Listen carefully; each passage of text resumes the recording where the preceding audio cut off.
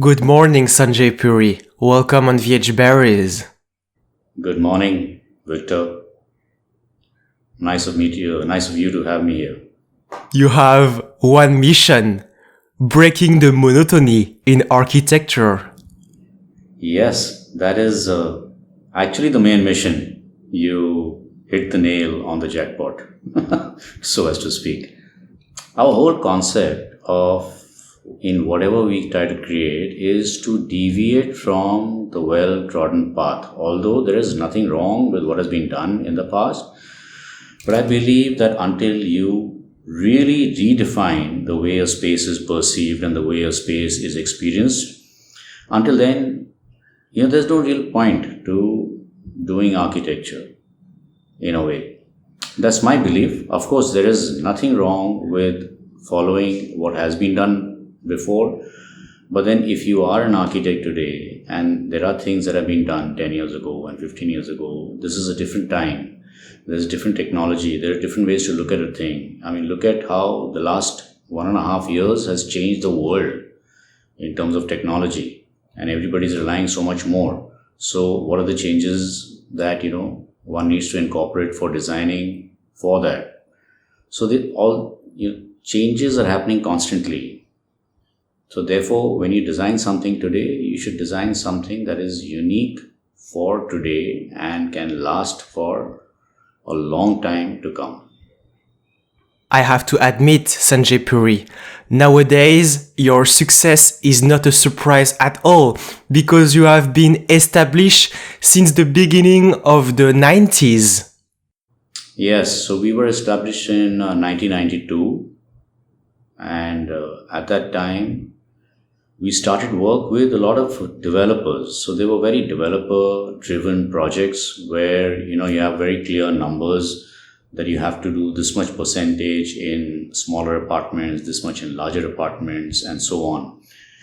And slowly we did a gradual shift towards creating work for private companies, which are a lot more architectural in character in the true sense.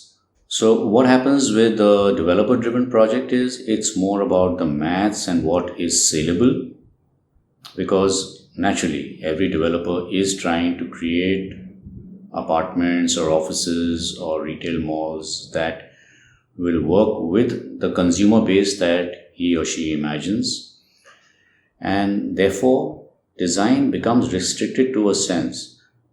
But at the same time, there is yet innovation that one can bring. The only thing is one has to keep arguing with these developers to see your point of view and to convince them that to do something that is unique and different will actually, because good design makes good business sense. So why would he do something the way it was done before?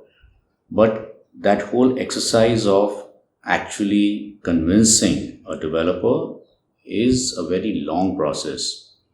And what I can say is only that one cannot give up. So you have to keep trying, keep trying, keep trying until you finally get them to agree to a solution that is unique and different. So that, because we also cannot forget that 90% of at least what is happening in India, more than 90%, is developer driven projects. So let's say as an architect, if everybody chose that, I want to be the real kind of architect who does only these education projects, private homes, the work gets very restricted. At the same time, you are not getting any involvement in 90% of the work that is happening in the country. And housing is a huge shortage in India with almost no government participation, which means the onus is on private developers to do everything. And therefore, as an architect, it is important to even do developer projects and make sure that they are unique and different in their own way. If I understood correctly, every day on a daily basis, you're always arguing with the developers to push the limits forward and to have the best contracts. Yeah, so it's not about the best contracts. It's about trying to convince them to do something that is unique so that, the numbers of people, I mean, let's say we're doing a township. So we've done a township, our largest township was 300 acres and it had 10,000 apartments. 10,000 apartments means 40 to 50,000 people are going to be living there. Now this is already 40% complete, so there are already a substantial number of people living there. So if one was not to convince them, then all these people, all these large numbers are not going to experience anything that is unique or anything that is different. So therefore, it is really important to be able to convince a client that you're doing first to do something different, and then to finally convince a client that you're doing this different, these different aspects you're building into your architectural design, because it is actually going to improve the quality of lives of these people who are going to live there permanently for generations. And Sanjay Puri, since the beginning of your journey 13 years ago, India has evolved in the same times. Yes, India has evolved, in magnitude, in terms of population, in terms of urbanization, I think far more than any other country in the world, except maybe China, which is running parallel in terms of development. But in India, literally, I have seen cities that were not there and now they are huge. So there was, I live in Bombay, which is called Mumbai now. And there was a city called Pune, which is a 3-hour drive from Bombay, which had, it was really small and it was more of a retirement home city. And today, if you go to Pune, you take about 2.5 hours to come from one side to the other side of the city. Just imagine. That's the kind of development that has taken place. And this is the case in so many cities across India. They have grown exponentially. So Pune has grown actually in the last 40 years. It has grown about 50 times plus in terms of size of land, in terms of population. So these kind of developments are huge. When you look at a city like this 4 decades ago, when you look at it now, they're two totally different things. And this is what is happening across the country everywhere. And with the way the population is right now, and it's increasing, and with the large amount of housing deficit that we have, what is going to happen in the next 10 years in India would not have happened in the last 25 years. That's the kind of development that India is going to yet see. And in all respects, cities growing, road infrastructure, bridges, people, buildings, housing, huge numbers. People often use the expression link with mushrooms, because mushrooms are growing in one day, a little bit like the buildings in Bombay and everywhere. So it is actually like that. So there is this huge amount of development going on everywhere, in small cities in India, in large cities in India. The large cities, look at Delhi, for example. Delhi is the capital of India. Delhi 40 years ago was a city, and then a place which was 20 kilometers away called Gurgaon was just agricultural fields, and then that started developing. On the other side, there was a place called Sonipat, which was again agricultural fields. Then that started developing. Then likewise, there was another city called Mathura, which was really small. That started developing. Now Delhi's population has grown more than 10 times, and all of these little cities around have expanded so much that the land area has got linked to Delhi. So Delhi has increased in terms of its size by literally 20 times, and now that whole area is called the NCR, the National Capital Region. It cannot even be called Delhi as a city anymore because it's become so large. Good news! Now we know that in addition to being an architect, you're also cultivating mushrooms. No, I am not I'm not constructing mushrooms, but I'm just telling you the way it is. Just imagine that you're in a room, okay? There is a drop of water in one corner, and there is a small puddle in the other corner, extreme diagonal opposite side. And over a period of years, that water, which was a drop, grew, and this puddle, which was on the other end, also grew, and they both connected. So that's actually what is happening all across India. The expansion in terms of urbanization is going at that kind of speed and that kind of scale. And I feel that in every of your project and design, there is a link with philosophy because you want the people to better connect, to have better spatial and spatial relationships. So I think it's very important, today when you're doing a building, with the amount of buildings that are happening all over, and the kind of, unfortunately, very little thought given to these buildings. So people are only building literally for the sake of it. I think sometimes because it's all commercially driven. So it's really important that when you do any building or any project, it needs to be contextual to surroundings. Otherwise, what will happen is India as a country, states of India which have so much heritage are all going to lose their character, and they already have lost their character to a certain extent because developers are making buildings which look the same whether they're in Delhi, they're in Bombay, they're in Jaipur and Rajasthan, and they're not taking cognizance of wind direction, sun direction, they're not taking cognizance of locally available materials, they're not taking cognizance of what is the traditional and cultural, the aspects of that particular place. So it's really important that when you get a project to do, you study the context, you study the city, and you see what is pertinent to that particular site in that city, keeping in mind what the requirements are, and then holistically weave all these things together to come up with something that is new, different, unique to experience, and at the same time contextual in terms of getting reduced sunlight but enough indirect daylight so that there's natural daylight in all rooms, in all the spaces. Cross ventilation should be facilitated where it is important so that you have natural ventilation flowing through, and all these aspects then make your building sustainable and energy efficient just by giving a little more thought in the design aspects.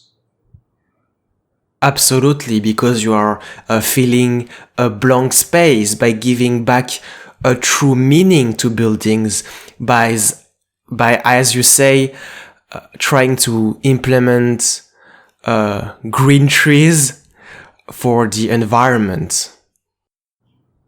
No, that's really important. In fact, nature, greenery is really important. So there are a lot of cases where on a plot, let's say X, the final building area along with its landscape spaces is still, the landscape spaces by itself are X, even though you have made a building over 30 or 40% of the land area, because you generate the open space that you lost in terms of terraces and terrace gardens and large balconies. So you create the same amount of open space equivalent to the site on its own. So for example, a 10,000 square meter plot will actually have 10,000 square meters of open space once you have finished the building.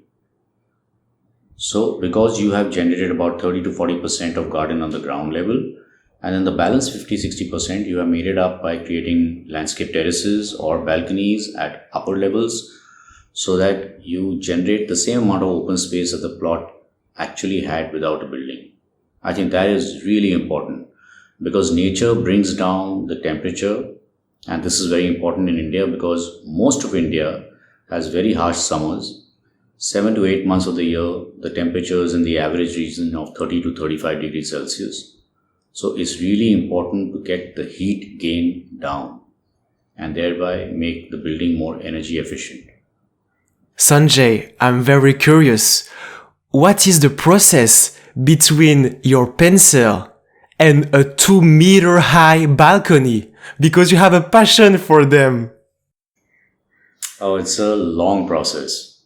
So the sketch or the first drawing is the easiest part and the fastest part, after which it gets developed into 3Ds, and there are some times where we do VR to actually visualize the entire space from inside and what you're going to look out at, so that from day one you are absolutely sure about what your design is going to do in terms of the volume of the space, in terms of the light that filters in terms of what you're looking out at. Thereafter is this huge battle. So the battle begins with first convincing the client, which is a long drawn process. After which, unlike most other countries, for example, Europe and the US, where the contractors are skilled and educated and they know how to read drawings. In India, you have a few that are good, but by and large, the maximum number of contractors who are building, who are going to construct the building, are uneducated. Their workers are uneducated. This is all unskilled labor coming from villages to do work. So, from the process of how concrete is mixed, how waterproofing is done, how to avoid cold joints so that the concrete does not leak later on, all of these factors have to be looked at into in detail. So, supervision becomes a really important factor in India, whereas in most parts of the world, you don't need to actually supervise building construction when you're an architect. There is a project manager doing it. But here, we need to go through every single step so that even the contractor does not make any error and follows what the design is supposed to bring about in totality. So it's a long process, it's a long battle to finally stand on that balcony which is cantilevered and look out. We can sum up this in 2 words: safety first. Yes. So safety is something that is not considered important enough in a lot of sites, and it's really sad to say this. We as architects keep insisting on it, but still, like I told you, the contractors are largely, there are some large contractors who are good, but then there are all these smaller contractors in cities who do not adhere to safety standards. They don't know what safety standards are. So they all have to be educated even on that aspect. It's really important. There are so many times I've been to a site, there are voids and there is no railing around it. People are walking around without helmets. They don't have the correct boots which are required for construction. So there are so many aspects. Right now, while we are talking, you are building township, housings, projects, office building, retail and entertainment. You are on every front, so you have a big team supporting you every day. Yes, so we currently have a team of 72 architects and interior designers and 3D visualizers. And yes, we are doing works in all typologies right now and across 36 cities in India, as well as some work in Oman, Australia, Spain and Austria. This is fascinating. The idea to build new city from the ground. That is something that we have done quite a bit of. So in fact, the project that we started our office with, when I started my office in 1992, the first project was a 54-acre township with 3,000 apartments. It had its own, it was planned with a school, with shopping areas, with a community center and a club for recreation. So our very first project was a small miniature township, which led to getting a lot more of the township kind of development. So the township development is actually very interesting because what happens is you are not creating a micro environment, you are creating a macro environment. I mean, right now we just finished a 100-acre township in a small place called Ras in Rajasthan, which is the desert area of Bombay. The desert state of India. And here, literally, this 100-acre township has nothing else around it. So it was a self-sufficient township to be created for a cement plant which is close by for the people who are working in that cement plant. And we used all the residual energy from that cement plant. So there is no energy coming from anywhere else. There is, the land had a contour of difference of 16 meters and we've done the design in such a way that not a single spade of mud has gone out of the site or come into the site. The bricks are all being made there with the fly ash that is generated from the cement plant. And in addition, of course, what we've done in terms of the layout is kept just a perimeter road so that 90% of the entire township, which is 90 acres, is pedestrian and covered with landscape. So we've actually created this whole macroclimate within this 100 acres. And it feels so satisfying to go there. You actually don't want to leave the place because it's in the middle of a desert. No, it's in the middle of a desert and it's green.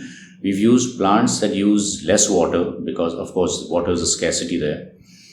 And then we've done recycling, rainwater harvesting, all of these factors that actually supplement the water supply. And every house, school, community center, every building is completely naturally ventilated. Every room has ample daylight. All the orientation is towards the north so that you have very less heat gain from the east, west, and the south, which is really important because Rajasthan becomes 40 degrees plus. Right now, that's the temperature there. So they have very, very hot summers. And in that hot summer, if you go into one of these buildings, it's immediately you feel that it's cool because of the way it's planned. So in that respect, it's very successful. So it's a really satisfying experience to do a township. You just referred to the Ras Township located in Rajasthan. Yes, that's the one. The Ras Township in Rajasthan. Into the Sanjay Puri Architects company. I believe that you had to divide the company into multiple sections. For example, one for the interior design, another for the concrete building and construction making. No, so what we like to do in our offices, unlike a lot of other offices which have people specialized in this aspect or that aspect and just doing that, I would like that everybody understands every aspect of design. So in our office, the same architect is also doing the architecture as well as the interior design in general.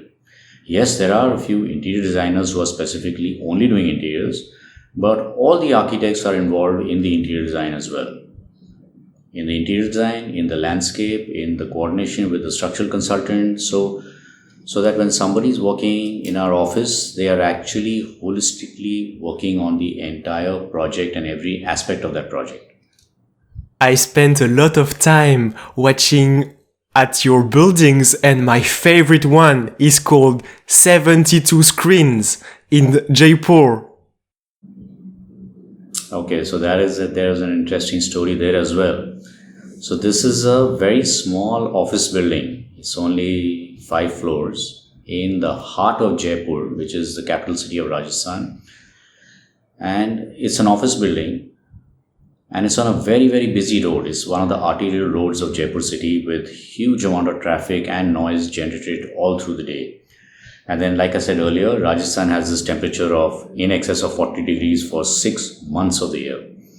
So it's really important to cut the heat gain. So what we did is we looked at the screens. It's called jali, but it's just a concrete screen.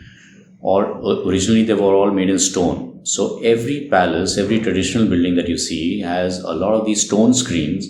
And what the stone screens were used for is to facilitate more wind circulation by the Venturi effect, because wind is forced through smaller openings, A, and B, it provides a very efficient blocking of the sun, but still allows natural light to come in. And thirdly, it creates these very interesting shadow patterns which change constantly throughout the day. So we've imbibed that traditional jali or stone screen, but in a completely abstract way. So there is this very interesting fractured abstract sheath around the building, which then protects the building from heat gain. It also protects the building from the sound of the road that is adjacent, the arterial road. And it improves the energy efficiency of the building by a substantial amount. So when we had first shown this design, the client's first reaction was that why are you making us build this whole additional wall literally around the building? And I had told them that if you do this, you're going to cut 25% of the heat gain into the building. Your energy efficiency will go down, and just the saving on the electrical cost will pay for the extra cost that you are incurring on the screen. And once the building was operational, within a year, this was proved right. So I think that was a very, one of those cases where good design makes good business sense. The screen increased the initial cost of the building, but within a year, that screen paid for itself in terms of the energy that it saved, and thereafter, it's a gain for the client every single year. Sanjay Puri, you want to block the building from the sun, but at the opposite, you want the building to be open to the moon, because at night, there is a beautiful blue lighting. Yeah, so that's a lighting that we provided only. It's actually only supposed to be used for festive occasions, and there are a lot of festivals in India. In fact, the largest or the most popular festival in India is called Diwali, which is the celebration of lights. So that lighting was only for the reason that the building can be lit up like a lantern during the night, during festivals, not on a daily basis. But the screen, while it allows you to cut the heat, when you're close to the screen from within the office, you have very clear vision of the outside. One person that is a key element in your work is Nina Puri, one of your partner in work. Yes, so Nina is my wife as well as a director in the company, and she looks after all the interior design of private houses. And she takes active participation in all the design decisions, and she is largely looking after residential interiors of different genres. She largely looks after residential interiors, and we are doing a lot of that. And there's very interesting synergy between the architecture and the interior design. If you look at 18 Screens, for example, which is a house that we completed 2 years ago, which has won us a lot of international awards and a lot of recognition. It's a very interesting house done in exposed concrete with these screens which cut off the heat, and a very muted palette for the interiors, which goes very well with the architecture. So the whole design is very interesting in the way it synergizes. The future is very exciting. Where do you see Sanjay Puri Architect at the end of this decade? Wow, that's a tall question. So, we've been, it's always been my dream to create large public spaces that affect a lot more people. So so it's always been our dream that we do these really large public buildings which allow a lot of people to experience the uniqueness of the space, the perception of the space, and create something that is different in every sense of the word. And so that is what I would look forward to doing by the end of the decade. Really large public buildings that make a difference to people in large numbers. So we are already doing a large number of schools, which in a way is the same, because there are thousands of students who want to come and experience those spaces. We are now starting doing schools in the villages of Rajasthan. So these are going to be very economically designed, very sustainably designed, and they will provide education to people from villages, very poor people. The education will be given literally free of cost. So it gives you that much more satisfaction that when you're doing a building that is actually going to help so many people who are from the poor society, and you're going to give them a good design space that is equivalent to anything, even a much more expensive building. So you bringing good design down to the masses where a lot more people can experience it. I think that is going to be something that is very satisfying, and really looking forward to it. If I understood correctly, you want to switch from private buildings to public ones, but to do so, you will have to work with the Indian government because it's public things. Yes, so there are two ways to do it. Of course, you have to work with the Indian government to do public buildings, but you can also work with private institutions. So here, in this case, where we're doing this school, it's a private enterprise that wants to create these schools in the villages so that they promote education and they take education to the masses and reduce the amount of people who are not educated today. Like, in the rural parts of India, education is very poor. They don't have the opportunity. So what these kind of schools are going to do is give that opportunity to the poor people who don't have access to education as of today. So that is a public building. It is being made by a private enterprise, and yet at the same time, it is as public as can be because it is going to open up to so many thousands of students who will be educated there. Absolutely. And concerning the more creative side, if I can say that, do you have any sort of influence, some architect or building that you are looking as a sort of inspiration?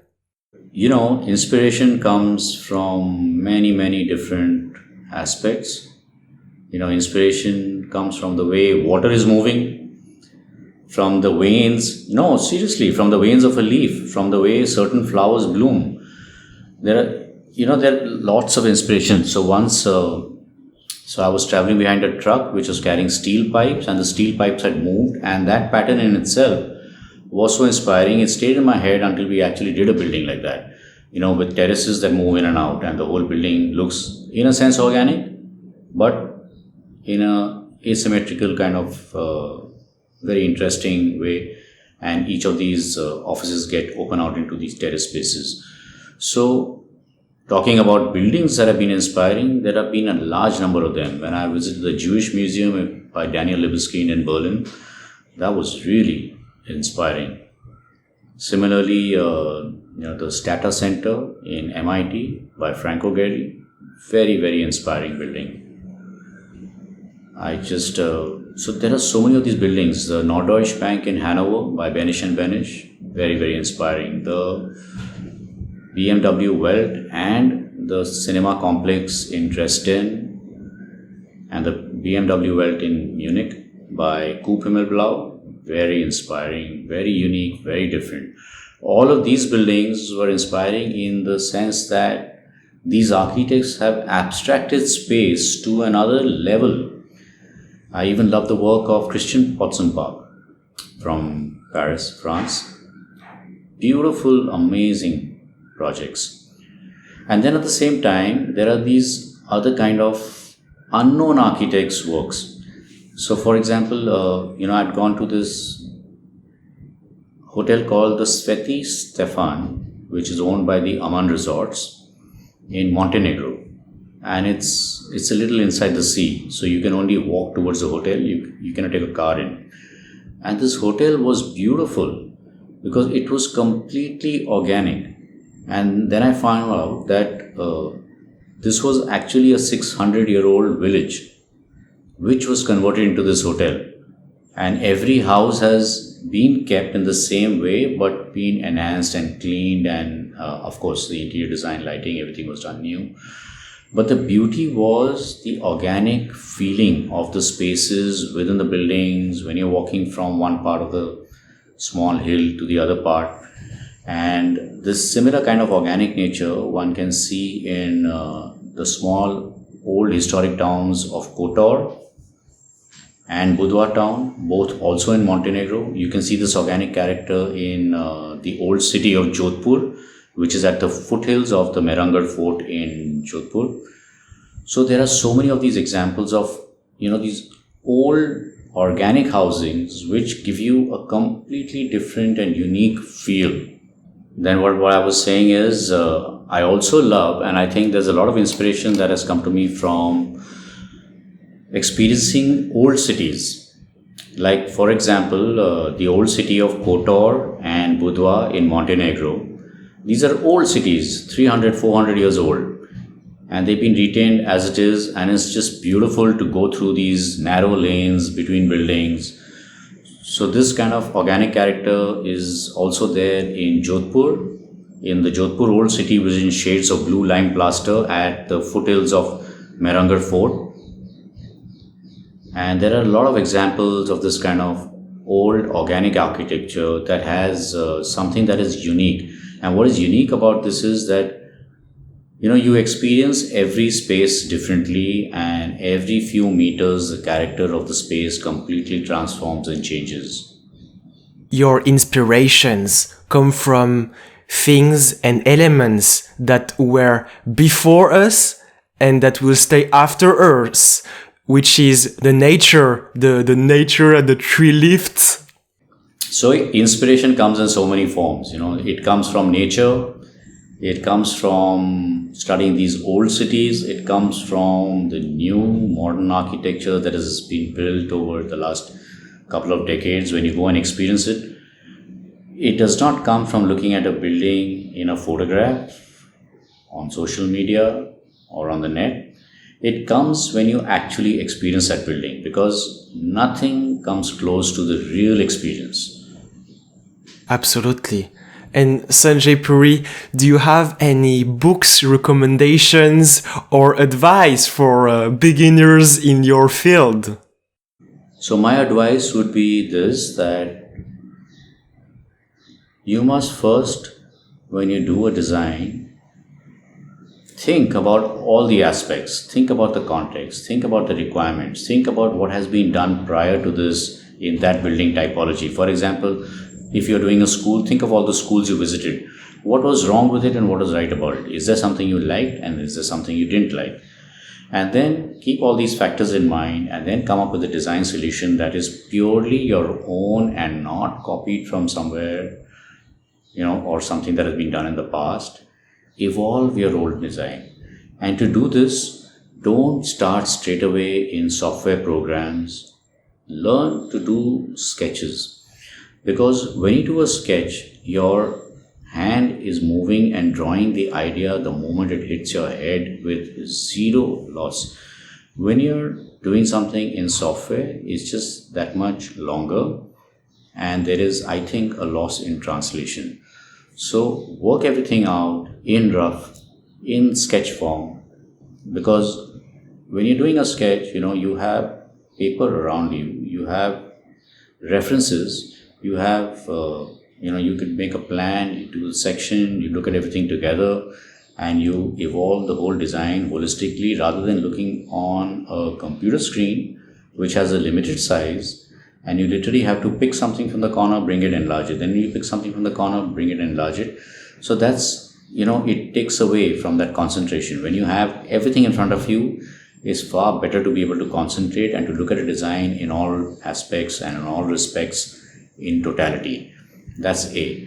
B is, you have to have work experience. Today I find that a lot of young people want to work for 1 year or 2 years and then take off and start their own practices. That 1 year or 2 years is not sufficient in this field.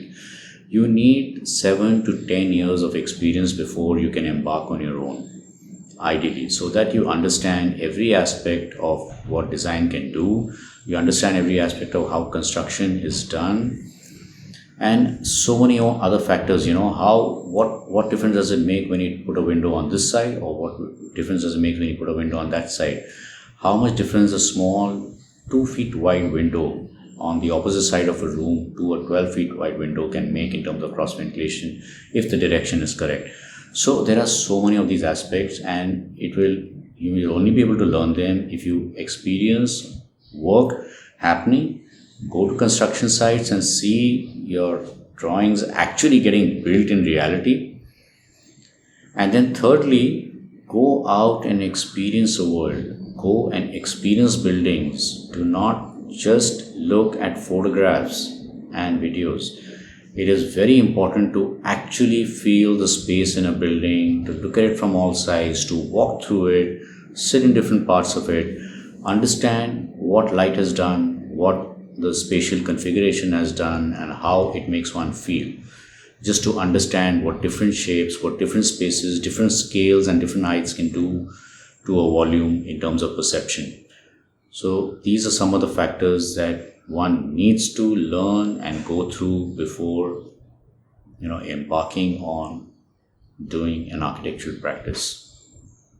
And when you're doing a sketch on papers, 4 corners, 3 for the bedroom, 1 for the kitchen. So when you're doing a sketch, it's not just about the different rooms. It is about, you could have drawn some idea, you put that aside, and then you think of something better to do, and then you maybe evolve one particular aspect of one idea and use it with something else. So all those ideas that you were doing right from the beginning are all lying spread across your table, and you're looking at everything, and everything is informing you in a certain way, and that's when you take your final decision. You also have the requirements written down, you also have the spatial allocation marked as to how much volume each space needs. And when you have all of that in front of you, it just makes it that much easier to envisage a space and how you would want to design it. Thank you so much, Sanjay Puri, for your time. The day I will build a building, I will immediately call you. Oh, that's so nice, Victor. I look forward to that.